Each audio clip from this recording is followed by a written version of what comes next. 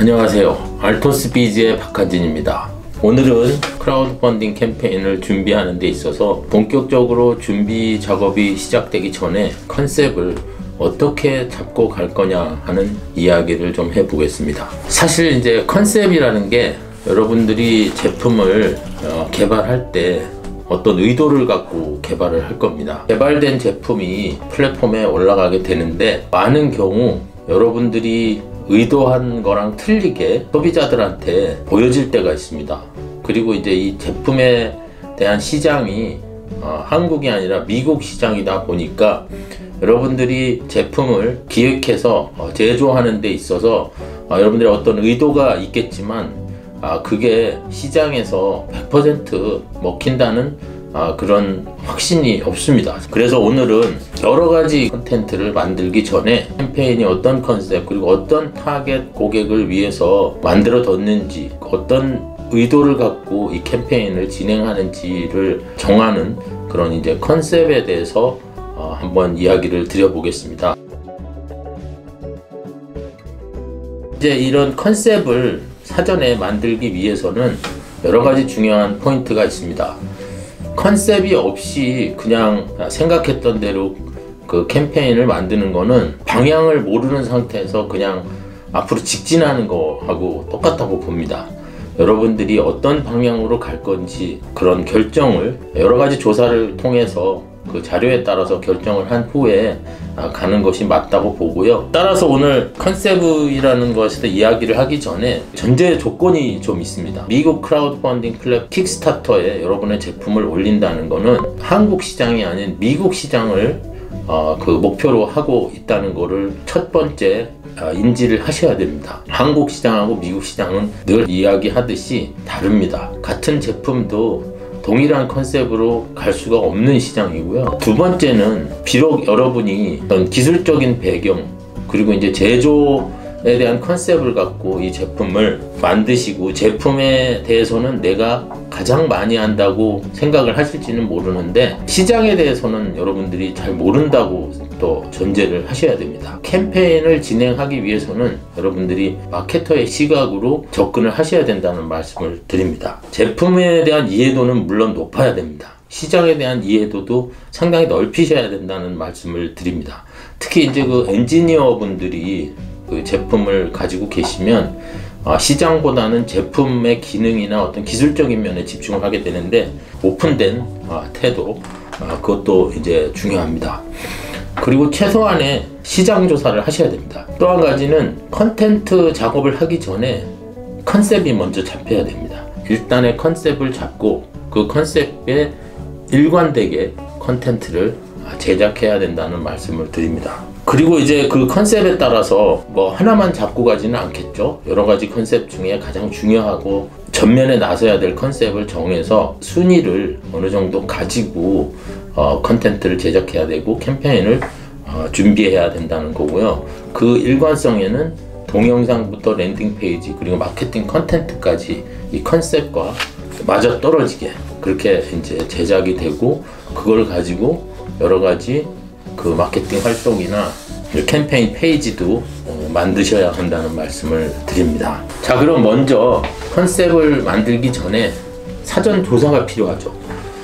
사전 조사는 한마디로 말씀드리면 시장 조사인데요. 그 일반적인 내용은 뭐 우리 제품이 속해 있는 산업군이라든지 아니면 시장에서 제품의 어떤 전체적인 수요가 어떻게 되는지 유통 네트워크는 어떻게 작동이 되고 있는지 전체적으로 시장 전반에 대한 조사가 필요하고요. 그리고 이제 어떤 고객군이 우리 제품을 사용하나 우리 제품을 구매하나 이런 정도도 좀 알아보면 좋습니다.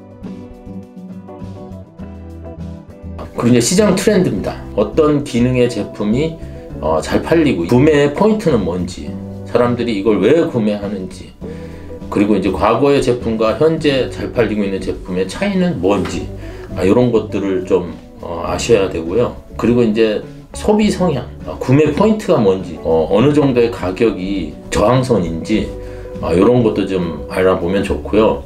뭐 일반적으로 그런 내용을 알기 위해서는 플랫폼을 좀 이렇게 리서치 하셔도 좋고 그 경쟁 제품 또는 경쟁사들을 광범위하게 좀 조사해 볼 필요가 있을 것 같습니다. 킥스타터 플랫폼에서 내 제품과 비슷한 제품 또는 내 제품을 대체할 수 있는 제품 이런 것들을 좀 조사하셔가지고 보고요. 그 제품 중엔 또 성공한 제품이 있고 실패한 제품이 있을 텐데 그런 것들을 좀 분석해서 뭐 동영상이 안 좋아서 실패했든지 정확하게 명확하게 근거에 의해서 그 이유를 찾을 수도 있겠지만 본인의 어떤 감이라든지 본인 생각에 대해서 그런 것도 좀 정리를 하십시오. 시장조사 방법은 뭐 여러 가지가 있는데 어떤 시장조사 방법이 됐든지 간에 여러분들이 컨셉에 대한 의사결정을 내리기 전에 그 근거가 될 수 있는 데이터를 어느 정도 확보하시라는 말씀을 드립니다. 컨셉은 한 3가지 항목으로 요약된다고 볼 수 있겠습니다.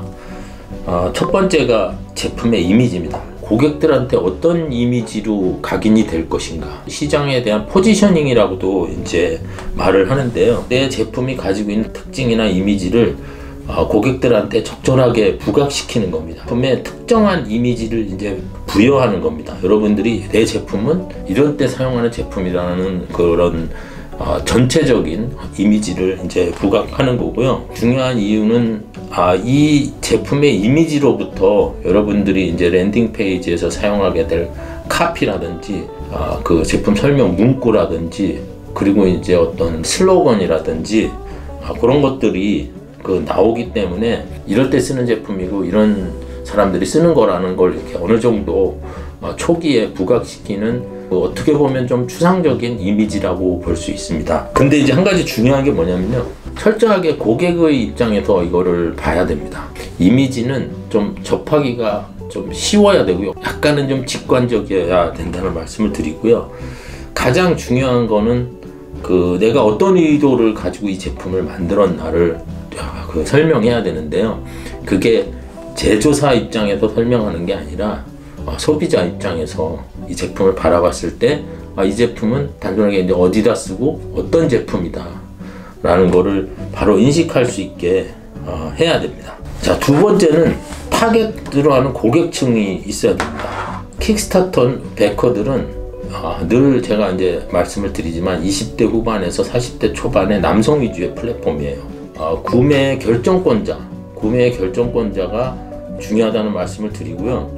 타겟층이 넓을수록 고객의 베이스가 브로드하기 때문에 많은 숫자가 내 캠페인에 들어와서 후원을 해줄 수 있겠다라는 생각을 하지만 가능한 좀 적극적인 타겟층을 좀 잡아야 합니다. 그래서 이제 그 적극적인 타겟층이 구매를 막 일으켜주고 그러면서 부가적인 또 타겟층이 거기에 들어와서 또 그 후원을 해줘서 이게 이제 파급력을 갖고 그 캠페인이 파급력을 갖고 나갈 수 있고요. 한번 잘 되기 시작하는 캠페인은 계속 그 파급력을 가지게 됩니다. 아무리 우리 제품이 타겟이 일정 분이라 그래도 베킹에 직접 참여하는 그 타겟층하고는 다를 수 있다는 말씀을 드리고요. 이게 조합돼서 컨텐츠를 만들지 않으면 어필하기 힘들다는 또 말씀을 드립니다. 그리고 이제 이전에 제가 이제 시장조사에 대해서 말씀을 드렸는데요. 시장조사 타겟군을 명확히 해가지고 컨텐츠를 만들어야 된다는 말씀을 드립니다. 근데 그게 여러분들이 생각하는 거랑 많이 틀릴 수 있어요. 틀릴 수 있으니까 시장조사는 필수적으로 해서 여러분 제품의 타겟층을 잘 세팅을 하셔서 컨텐츠를 만들어야 된다는 말씀을 드립니다. 또 나머지 마지막이 뭐냐면은 기능이나 또는 어떤 제품의 성능을 말씀드리는데요.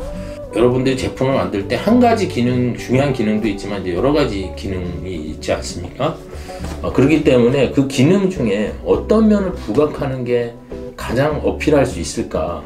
보통 제품 하나에 기능이 한 서너 개, 많게는 5개, 6개도 되지만 미국 시장의 킥스타터라는 이 독특한 어떤 플랫폼 시장에 어떤 기능이 가장 어필을 할 수 있고 사람들의 관심을 끌 수 있을까를 심도 있게 이제 고민을 해 보셔야 된다는 말씀을 드리고 여러 기능 중에 가장 시장에서 어필할 수 있는 기능을 찾아내는 게 어떻게 보면은 그 세 번째 컨셉을 만드는 데 중요한 내용입니다.